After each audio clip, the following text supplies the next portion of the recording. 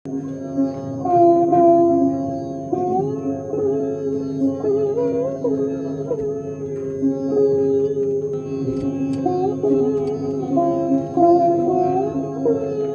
प्रकाशन द्वारा आयोजित इस लोकार्पण समारोह में आप सबका हार्दिक स्वागत है।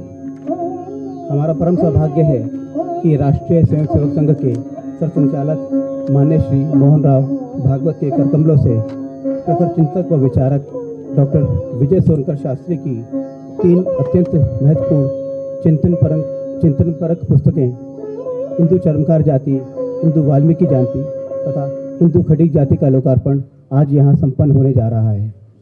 विश्व हिंदू परिषद के संरक्षक माननीय श्री अशोक सिंघल जी इस समारोह की अध्यक्षता कर रहे हैं और मंच को गरिमा प्रदान कर रहे हैं। विश्व गायत्री परिवार के प्रमुख माननीय डॉक्टर प्रणव पंड्या जी, केंद्रीय मानव संसाधन विकास मंत्री माननीय श्रीमती स्मृति ईरानी जी और केंद्रीय सूचना एवं प्रसारण मंत्री माननीय श्री प्रकाश जावड़ेकर जी शीघ्र ही हमारे बीच में आने वाले हैं। और आज के उत्सव के केंद्र बिंदु डॉक्टर विजय सोनकर शास्त्री जी और आप सब अपने अपने क्षेत्रों के अग्रणी लोग इतनी बड़ी संख्या में रविवार के दिन यहाँ इस कार्यक्रम में आए हैं। आप सबका हृदय से वंदन, अभिनंदन।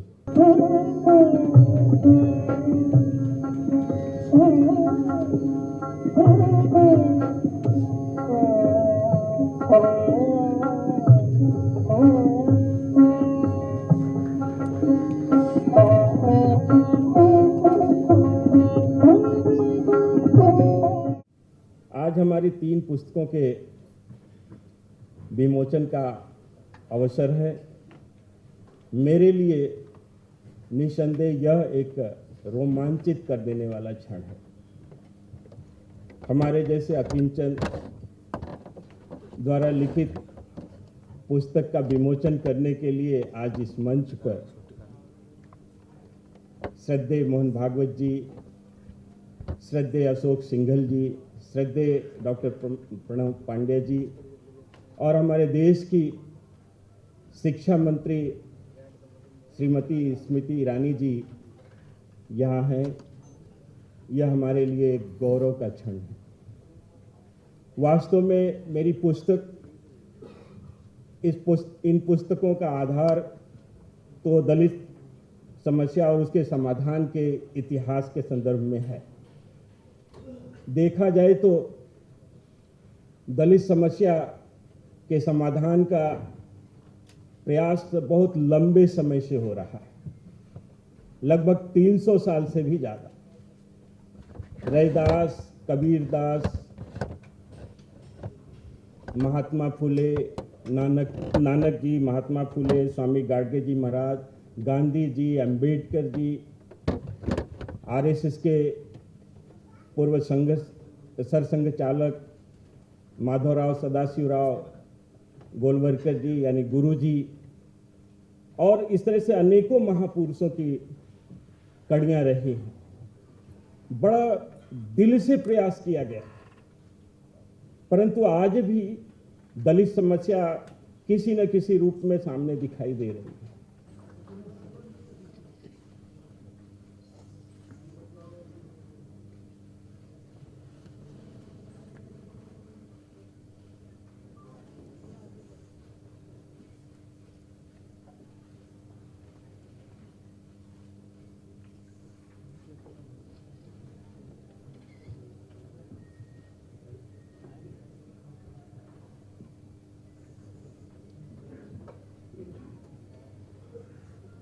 आज मुझे बहुत खुशी है कि ये 3 किताब एक साथ विमोचन हो रहा है। मन में जो हमेशा पीड़ा रही कि ये समाज एक कैसा हो, क्योंकि मैं जब पूरा समय काम करने लगा और खासकर उत्तर भारत में ज़्यादा प्रवास होने लगा तो हर जगह जावड़ेकर नाम से बड़ी लोगों को दिक्कत होती थी, समझ नहीं पाते थे कि ये क्या है। और लोग पूछते भी थे कि आप कौन है, तो कौन है माने आपकी जात क्या है, यही पूछते हैं लोग। और मैं तो संघ के शाखा में हमें कभी किसी ने जात पूछी नहीं और किसी से जात पूछी नहीं जाती वहां, तो उस माहौल में तैयार हुए। मैं महाड़ में था, एक छोटा इलाका है, एक छोटा तहसील है, लेकिन वहां की पृष्ठभूमि ये थी कि डॉक्टर भीमराव बाबा साहब आम्बेडकर ने जो सत्याग्रह किया, पानी के लिए लड़ाई लड़ी दलितों की, वो वहां से प्रारंभ हुई थी। और उसके पूरा आंदोलन के जिन्होंने उनको साथ दिया था, वो हमारे एक गुरु थे, तो उनके पास हम बैठते थे, सुनते थे। मेरी माँ आज 90 साल की है, लेकिन मूलतः प्राथमिक शिक्षक है, अध्यापक है प्राथमिक स्कूल में। तो मेरे घर में स्कूल के बाद वो पढ़ाती थी, तो उस समय 2 रुपए उसका ट्यूशन था, 2 रुपए का थी। लेकिन मेरे यहाँ चर्मकार समाज की एक बस्ती थी, तो उनके जो बच्चे आते थे, माँ कहती थी, यानी 50 साल पहले का माहौल मैं बता रहा हूं देहात का, कि जहां जब ग्लास अलग रखे जाते थे, वो मैंने देखा है कुछ घरों में, लेकिन हमारे घर में ऐसा कभी माहौल नहीं रहता। उल्टा सब साथ बैठकर पढ़ेंगे और उनसे 2 रुपए भी नहीं लेंगे, क्योंकि स्थिति गरीबी है, तो उस गरीबी कोई दोष नहीं है। तो इस माहौल में हम पढ़े, और इसलिए मैंने देखा, और हमारे जीवन में तो वही आया कि सब एक समाज एक रस है, समरस है, और उसके लिए करना है। और इसलिए जब मराठवाड़ा विश्वविद्यालय का नामांतर का, उसका नामकरण करने का डॉक्टर बाबा साहब भीमराव अम्बेडकर में, तो बड़ा आंदोलन हुआ। उस आंदोलन में हम शरीक हुए, अनेक लोग हमारे में से जेल भी गए, बाकी भी लड़ाई लड़ते रहे, क्योंकि इसके बारे में हमारे मन में कभी दुविधा नहीं थी कि ये समाज का अभिन्न हिस्सा ही नहीं, सब मिलके ही तरक्की होगी, तभी देश आगे बढ़ेगा। ये छुआछूत एक अभिशाप है। और उसी में 1974 में पूना में वसंत व्याख्यान माला में पूजनीय उस समय संचालक जी बाला साहब देवरस थे, उनका भाषण हुआ। और उनका भाषण मैं सभी भाषणों को जाता था, कवर भी करता था कभी कभी। तो मुझे आज भी वो पूरा शब्द याद है, उनका जिस तेवर से वो बोले थे। उन्होंने ये कहा कि अगर छुआछूत एक बुरी व्यवस्था है, वो नहीं चाहिए, it must go lock stock and barrel, that was his words. वो एक प्रेरणा से बोले थे। अटल जी हमेशा कहते थे कि अगर छुआछूत पाप नहीं है, तो फिर दुनिया में कुछ भी पाप नहीं होगा। आज इस सभागार में उपस्थित सभी महानुभावों को इस मंच से प्रणाम करती हूँ, आप सबका वंदन एवं अभिनंदन करती हूँ। मैंने शास्त्री जी से कहा कि प्रभात भाई ने इस वक्त मेरे बारे में जिन जिन विषयों पर सबका ध्यान आकर्षित किया है, मैं स्वयं आज यहाँ पर कुछ बोलने नहीं बल्कि कुछ सीखने आई हूँ। प्रकाश जी ने अपने उद्बोधन में उल्लेख किया अपनी माता जी का। शास्त्री जी की एक पुस्तक ऐसी है जिसमें शीर्षक में ही लिखा है कि एक गौरवशाली इतिहास का सिंहावलोकन हो रहा है, और आज का दिन बहुत ही उचित दिन है ऐसी पुस्तकों का लोकार्पण करने का। आज देश में लोग ओणम का त्योहार मना रहे हैं। उस महाबली से संबंधित ये त्योहार है जिन्होंने राजा के रूप में कभी भी अपनी प्रजा के बीच जाति के आधार पर भेदभाव नहीं किया। इसलिए आज ओणम की बधाई देते हुए जो सिंहावलोकन डॉक्टर शास्त्री जी के माध्यम से हो रहा है, उस विषय में मैं मात्र अपनी ओर से एक ही बात जोड़ सकती हूँ। प्रकाश जी ने जो कहा कि उनके माता ने ये संस्कार दिया शिक्षिका होते हुए कि शिक्षा वो स्तोत्र है जो कभी भी भेदभाव नहीं सिखाता।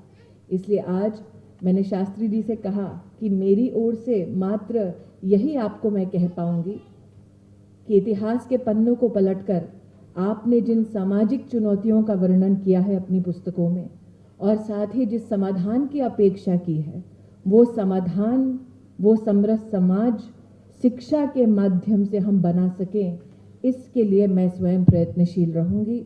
एक बार फिर शास्त्री जी, आपके द्वारा लिखित गए ये शोध ग्रंथ हमें एक नया इतिहास रचने का सामर्थ्य प्रदान करें। इन्हीं शुभकामनाओं के साथ आपको और आपसे जुड़े हुए जितने लोग इस अध्ययन में आपके सहयोगी रहे हैं, उनको मेरी ओर से मैं बधाई प्रेषित करती हूँ। धन्यवाद।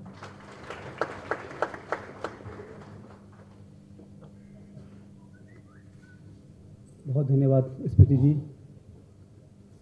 शिक्षा के क्षेत्र में अगर समरसता आ गई तो स्वाभाविक रूप से आगे आने वाले समाज में भी समरसता अपने आप आ जाएगी।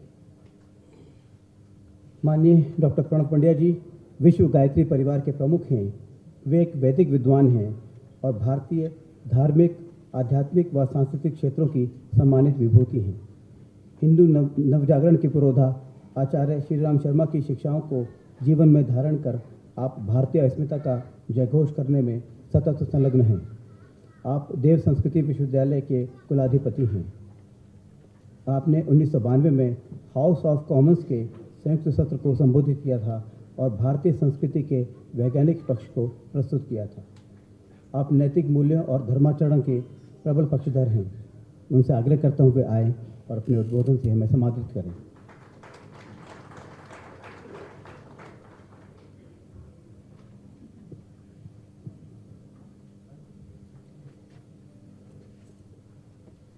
आज की इस मध्याह्न वेला में हमारे बीच में मौजूद माननीय श्री अशोक सिंघल जी, सम्माननीय श्री मोहन भागवत जी, आज के इस कार्यक्रम के सूत्रधार और जो मैं समझता हूँ जिनकी वजह से हम लोग यहाँ मौजूद हैं, डॉक्टर विजय सोनकर शास्त्री जी, श्री प्रकाश जावड़ेकर जी, श्रीमती स्मृति ईरानी, और मैं समझता हूँ कि स्वाध्याय के माध्यम से सारे भारत में क्रांति फैलाने वाले प्रभात जी, जिन्होंने कि ढेरों अच्छी पुस्तकें छाप करके, आज बुरी पुस्तकें भी छप रही हैं और अच्छी पुस्तकें छाप करके इन्होंने माहौल बनाया है। ऐसे सभी सज्जन पुरुष और आप सभी देवतुल्य भाइयों, देवी स्वरूपा बहनों, शक्ति स्वरूपा माताओं, पत्रकार मित्रों, सभी हमारे उपस्थित यहाँ बुजुर्गों, सभी वरिष्ठ हमारे देश के मार्गदर्शक व्यक्ति, भाइयों बहनों, मैं डॉक्टर हूँ, चिकित्सक हूँ, पर मेरा परिचय चिकित्सक के रूप में नहीं दिया गया। चिकित्सक खटिक भी होता है, चर्मकार भी होता है, और चिकित्सक हर तरह से तीनों की तीनों चीज़ों पर जिसकी दखल होती है वो चिकित्सक होता है।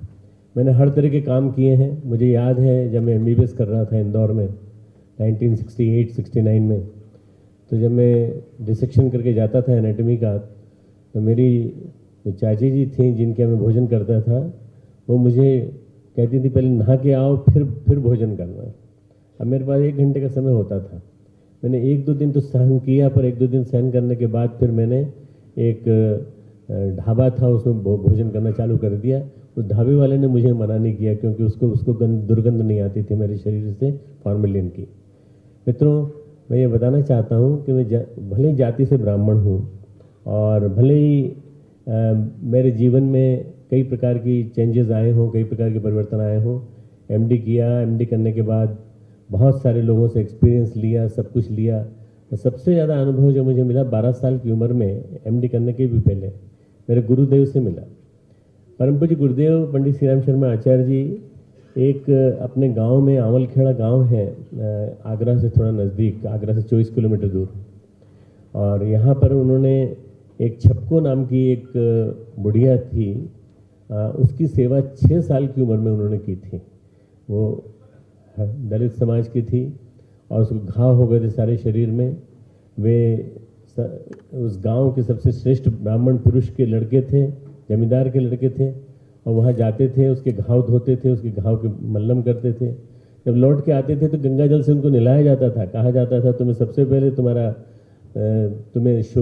शुद्धि करनी पड़ेगी, उसके बाद तुम हमारे घर में एंट्री कर सकोगे। पहले दिन जब किया तब उन्होंने कहा कि अब रोज़ गंगा जल निकाल के रखना, मैं रोज़ जाऊंगा जब तक वो स्वस्थ नहीं हो जाती। और भाइयों बहनों, ये मैं आपको बताना चाहता हूँ कि उस छपको का आशीर्वाद है कि इतना बड़ा गायत्री परिवार खड़ा हुआ है। गायत्री परिवार जो इतना बड़ा आपको दिखाई पड़ता है 10 करोड़ लोगों का, तो छपको माँ जो है उनका हमने वहाँ पर एक सेंटर बनाया है आंवलखेड़ा गाँव में, और उस छपको ने ये आशीर्वाद दिया कि श्री राम, तुम जहाँ जाओगे वहाँ तुम्हारी गायत्री का प्रकाश फैलेगा, तुम जहाँ जाओगे वहाँ तुम्हारे माध्यम से प्रचार प्रसार होता चला जाएगा। तो मैं नहीं जानता कि मित्रों हमारे समाज को हमने क्यों बांट दिया और क्यों इस प्रकार से कर दिया। मैं सबसे ज़्यादा विजय सोनकर शास्त्री जी को बधाई देना चाहता हूँ कि इन्होंने मुझे ये किताबें करीब 4-5 दिन पहले मेरे पास भिजवा दी। मैं नहीं कहता कि मंत्रियों से ज़्यादा व्यस्त नहीं हूँ, मैं बहुत व्यस्त व्यक्ति इसलिए हूँ कि मेरी बहुत ज़्यादा मांग है कई क्षेत्रों में। तो मेरी पत्नी का ऑपरेशन था, टोटल नी रिप्लेसमेंट, मैदानता में। मेरे पास समय था, मैं उनके पास बैठा रहता था, तो मैंने आपसे किताबें मांग ली तीनों। तो मैंने तीनों किताबें पूरी पढ़ डाली, स्वाध्याय किया, मैंने पूरा का पूरा स्वाध्याय किया। पूरा स्वाध्याय करने के बाद मुझे लगा अगर ये 3 किताबें न मिलती तो मुझे बहुत सारी सूचनाएं नहीं मिल पाती, जिन सूचनाओं के अभाव में शायद मैं उस दिन जाता तो अन्याय करता अपने आप से, क्योंकि मैं स्वाध्यायशील प्राणी हूँ। मैंने बहुत कुछ पढ़ा है, पर इतना बढ़िया ढंग से विवेचन करके एक मेंबर ऑफ पार्लियामेंट, एक विद्वान, एक परास्नातक, एक पीएचडी डॉक्टर विजय सोनकर शास्त्री ने जो प्रस्तुति की है, इस किताब को पढ़ना सबके लिए अनिवार्य है, क्योंकि आज के इस टूटते हुए समाज को जोड़ना हम लोगों का सबका काम है। हम सब मिलकर के उसको जोड़ सकते हैं। इस किताब को पढ़ेंगे तो बहुत सारी चीज़ों को पता चलेगा। एक छोटा सा तथ्य आपकी जानकारी में लाना चाहता हूँ, जो मेरे गुरुदेव की लिखे हुए 70 वाङ्मय में से है। हमारा सबका विश्वास है कि हम अपने जो शहीदों हैं, शहीद आजम भगत सिंह को अपना प्रमुख व्यक्ति मानते हैं, जिसने कि लड़ाई लड़ी और लड़ाई लड़ने के साथ साथ 24 साल की उम्र में अपने इस पार्लियामेंट में ही बम फोड़ करके जिसने अपने आप को प्रस्तुत कर दिया, और उसके बाद उनको फांसी लग गई। फांसी के समय जब सरदार भगत सिंह से कहा गया कि फांसी के फंदे को चूम रहे हो तुम्हारी कोई अंतिम इच्छा है? बोले मैं अपनी माता के चरण स्पर्श करना चाहता हूँ। तो जेल के अधिकारियों ने कहा तुम अपनी माता के स्पर्श नहीं कर सकते, चरण स्पर्श नहीं कर सकते, क्योंकि ये बड़ी असंभव बात है, ये संभव नहीं। तो इसका समाधान हमारे शहीद ने इन शब्दों में किया, मेरी माँ ने मुझे जन्म दिया और उस माँ से भी बड़ी मेरी माँ वो है यहाँ जो नित्य मेरा पखाना साफ करती है, वो माँ है जो यहाँ मेरी सफाई करती है। इस जेल सफाई की कर्मचारी महिला, कोख से उत्पन्न करने वाली माँ अपना समझकर मुझे बचपन में साफ करती थी, पर यह तो उससे भी ज़्यादा महान है। मुझे आज्ञा दीजिए कि मैं इसका प्रणाम कर सकूं। और मित्रों, भगत सिंह ने अंतिम समय में जेल की उस मेहतरानी के दर्शन किए, प्रणाम किए, चरण स्पर्श किए, और उसके बाद फांसी का फंदा गले में डालकर चूम करके वो चला गया। आप सोचिए कि इस व्यक्ति से बड़ा महान व्यक्ति कौन हो सकता है, जिसने कि एक ऐसी महिला को चरण स्पर्श किया, जिस महिला को हम लोग सब दलित मानते हैं। ये दलित शब्द आया कहाँ से?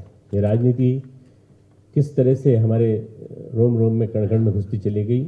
जो काम शिक्षा के क्षेत्र में, जिसको हमारी श्रीमती स्मृति ईरानी देख रही हैं, शिक्षा के क्षेत्र में एक व्यक्ति ने किया जिसने कि पूरी तरह से हमारी शिक्षा पद्धति को तोड़ के रख दिया, और अंग्रेजी भाषा के माध्यम से और सभी। मैं नहीं कहता कि अंग्रेजी भाषा पढ़ना ठीक नहीं है, अंग्रेजी भाषा बोलना भी ठीक है और जरूरत भी पड़ती है पढ़ाई करने के लिए, पर इस अंग्रेजी ने हमारी संस्कृति को, भाषा को, यानी यहाँ तक कि जो उसने कहा,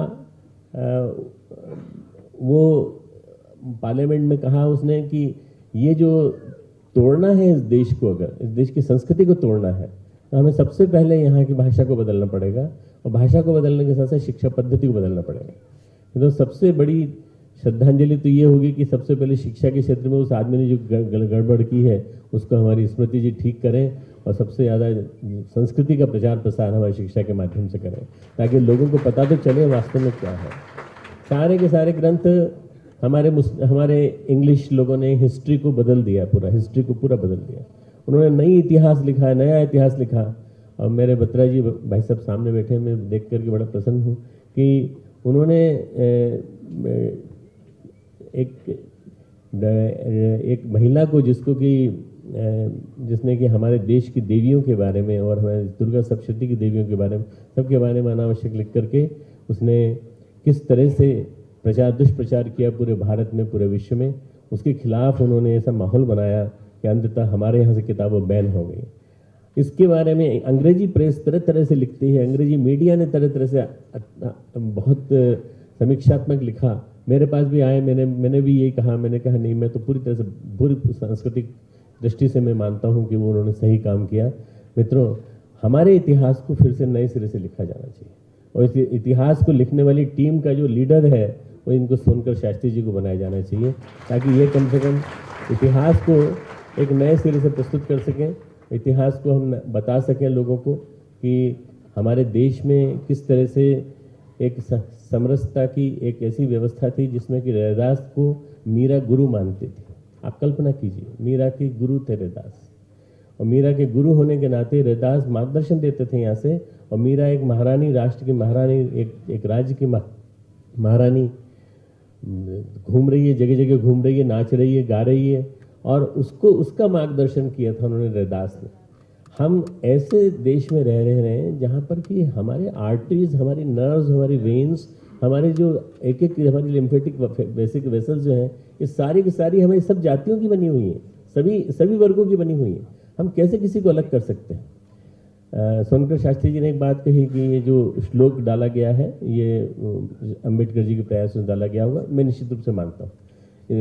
मनुस्मृति, हमारी सारी स्मृतियों में बड़ा दोष है, इन स्मृति जी को छोड़ के।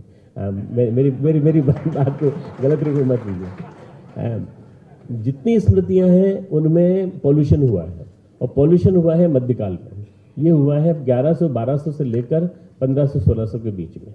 तो ये जो पॉल्यूशन हुआ है, इस पॉल्यूशन को ठीक करना भी हम लोगों का एक काम है। हमने एक इंडोलॉजी विभाग अपने यूनिवर्सिटी में बनाया है, और उस विभाग में हम लोग भारतीय संस्कृति और इस पूर्वार्थ जो प्राच्य शास्त्र विज्ञान है उसके बारे में नए सिरे से रिसर्च कर रहे हैं, नए सिरे से काम कर रहे हैं। और हम सोचते हैं कि यहाँ जो विद्वान इतने सारे बैठे हैं वो भी इसमें मदद करेंगे कि ये जो चीज़ें आई, चर्मकार, खटिक और इन सब के बारे में जिस तरह से कंसेप्ट आते चले गए, और जो आज राजनीति का एक अंग बन गए। आपके वोट कितने हैं? मुझसे किसी ने पूछा कि आप क्या समझते कौन जीतेगा, तो मैंने कहा कोई भी जीतेगा तो अच्छा ही आदमी जीतेगा। बोले नहीं, अच्छा नहीं जीतेगा, जिसकी जाति के लोग वहाँ होंगे वही जीतेगा।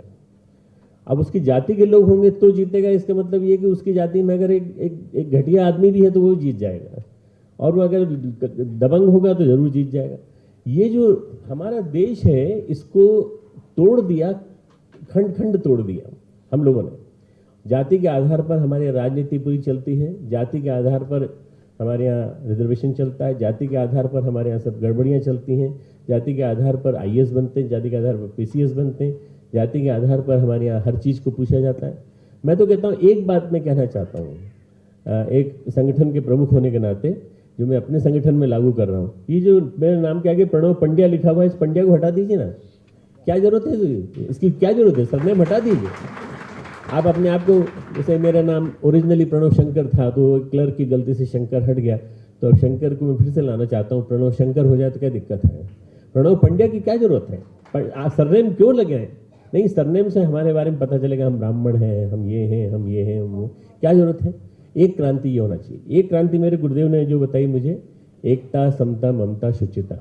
एकता, समता, ममता, शुचिता, ये चार आएंगी लगभग 21वीं सदी में, तो देखते देखते बदलाव हो जाएगा। आप लोग सभी एक शब्द को सुनने के आदी हो गए, अच्छे दिन। आप लोग बोलिए, अच्छे दिन आ गए हैं, आ गए, अच्छे दिन आ गए। तो परिवर्तन हो रहा है, परिवर्तन, बदलाव आने वाले 10 वर्षों में आप देखिएगा कितनी तेजी से बदलाव होगा कि इस बदलाव को, इस 10 साल के बदलाव को पिछले 2000 साल के बदलाव से तुलना की जाएगी, तब पता चलेगा लोगों को कि वास्तव में 10 साल में कितना परिवर्तन होगा। हमारा युवा वर्ग जाति विभाजन नहीं चाहता, हमारा युवा वर्ग नहीं चाहता कि उनको जाति के नाम से पहचाना जाए। हमारा युवा वर्ग चाहता है कि हमको राष्ट्र के निर्माण में, राष्ट्र के संचालन में प्रमुख भूमिका मिले, और हमारी विद्वत्ता के आधार पर मिले, प्रतिभा के आधार पर मिले, हमारी और किसी चीज़ के आधार पर नहीं मिले। इसीलिए मित्रों, बहुत सारे लोग, गायत्री परिवार में कोई जाति नहीं है, गायत्री परिवार में हर जाति वर्ग का व्यक्ति एक साथ बैठ के भोजन करता है, और कोई पड़ोसी से नहीं पूछता, कोई पड़ोसी से नहीं पूछता कि तू ब्राह्मण है कि कौन है। ब्राह्मण है तो मेरे पास बैठ, नहीं तो मैं तेरे साथ नहीं खाना खाऊंगा, ऐसा नहीं है। एक छोटी सी घटना बता के अपनी बात समाप्त करूंगा। मित्रों, लखनऊ में एक IAS ऑफिसर थे जो परम पूज्य गुरुदेव के बड़े अच्छे शिष्य थे, पंडित श्री राम शर्मा आचार्य जी के, और वो यज्ञ कराते थे। परम पूज्य गुरुदेव ने सबको यज्ञ कराना सिखा दिया। वो जाटव जाति के थे, जाटव कुल के थे, और उन्होंने पीले कपड़े पहनते थे, तो उनको पंडित जी लोग कहते थे। पंडित जी को बुलाओ, पंडित जी को बुलाओ, हमारा बेटा आया है विदेश से, बहू आई है, वहाँ उनकी शादी कोर्ट में हुई थी, यहाँ नए सिरे शादी कराते। तो उन्होंने अपने सारे आईएएस ऑफिसर्स को बुलाया और सारे आईएएस ऑफिसर्स को बुला करके बिठा करके पूछा कि देखिए शादी का क्रम जो है आप देखिए, आचार्य जी का शिष्य है, बहुत अच्छी तरह कराएंगे, पंडित जी बहुत अच्छा कराते हैं। अब हमारे यहाँ चक्कर क्या है कि पंडित जी अगर नाम बोल दिया तो फिर लोग समझते हैं ब्राह्मण ही होगा और कुछ नहीं होगा बस। तो बस वो उन्होंने सोचा कि पंडित जी करा रहे हैं, शादी हो गई, शादी बहुत अच्छी तरह से कराई गई, इस तरह से वहाँ होनी चाहिए थी शास्त्रोक्त ढंग से। और उसके पश्चात लोगों ने पूछा पंडित जी ये बताइए आप कौन सी जाति के? अब बताइए हमारे आईएएस ऑफिसर्स में ये खोजबीन की वृत्ति, आप कौन सी जाति के? पंडित जी ने पूछा तो उन्होंने कहा कि आप मत पूछिए, ये फालतू की बात है। हमारे गुरुदेव ने हम सबको एक जैसा बना दिया, हम सब एक हैं, हम सब एक हैं, हमारे इसमें जाति वंश नहीं माना जाता। नहीं फिर भी कोई ना कोई जाति होगी। बोले मैं कहूँगा तो फिर आप लोग परेशान हो जाएंगे, मैं कहूँगा तो आप लोग परेशान हो जाएंगे। तो उन्होंने कहा मैं चर्मकार जाति का हूँ, बताइए क्या कर लेंगे आप लोग। मित्रों वो सारे के सारे लोगों के ऊपर घड़ों पानी फिर गया। उन्होंने प्रणाम करके कहा कि पंडित जी आज हम आपको प्रणाम करते हैं और आपके गुरु को प्रणाम करते हैं जिन्होंने जाति वंश को मिटा दिया और एक इतना बड़ा संगठन खड़ा कर दिया जिसमें किसी की जाति नहीं पूछी जाती, किसी का नहीं। यही परिवर्तन की सूत्र की प्रक्रिया है, यही वो धुरी है जिससे परिवर्तन होगा। मेरे गुरुदेव ने एक नारा दिया है, मैं चाहूँगा आप लोग रिपीट करें, जाति वंश सब एक समान। आप लोग बोलिए मेरे साथ, जाति वंश सब एक समान, नर और नारी एक समान। धन्यवाद। श्री विजय सोनकर शास्त्री जी के द्वारा लिखित इन तीन पुस्तकों का विमोचन का कार्यक्रम, इसमें उपस्थित हमारे परम आदरणीय मोहन भागवत जी, हमारी प्रीति रानी जी, जावड़ेकर जी, अभी हम लोगों का जिन्होंने अत्यंत अपने स्वयं का अनुभव, और मैं तो श्री राम जी हमारे देश के बहुत बड़े संत हुए, उनके इस बड़े कार्य को जो अपने कंधों पर संभाल रहे हैं, और हम कह सकते हैं कि बहुत बड़े प्रमाण में सामाजिक समरसता का कार्य जहाँ हुआ है, ऐसे हमारे प्रणव पंड्या जी, इस पुस्तक का प्रकाशन इनके माध्यम से हुआ है। इसलिए प्रभात जी, यहाँ पर उपस्थित सभी बंधुओं माताओं, इस देश में 15% अनुसूचित जाति के, जिनको हम अछूत कहते हैं, वो हैं, उनको आरक्षण मिला हुआ है। उसी प्रकार से 7% हमारे देश में, जिनको हम जनजाति बोलते हैं अनुसूचित, ऐसी अनुसूचित जातियां हैं 7%। इस देश में अदर बैकवर्ड्स जिनको बोलते हैं 27% हैं। कुल मिलाकर के 49% इनकी संख्या होती है।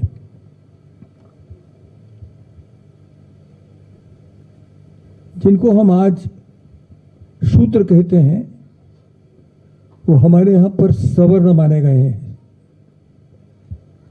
वे अनुसूचित जाति में, अछूतों में शामिल नहीं है। बहुत लोगों को इसका भ्रम है कि हमारे शूद्र और अछूत ये सब एक ही श्रेणी में आते हैं, ऐसा नहीं। ये मेरे अपने है, मैं भूल गया था, ये मेरा दोष है। ये मेरे अपने हैं और हम इतनी बड़ी परंपरा के वारिस हैं। उस परंपरा को आज की देशकाल परिस्थिति की सुसंगत रचना में हमको खड़ा करना पड़ेगा। ऐसा देखेंगे तो पता चलेगा।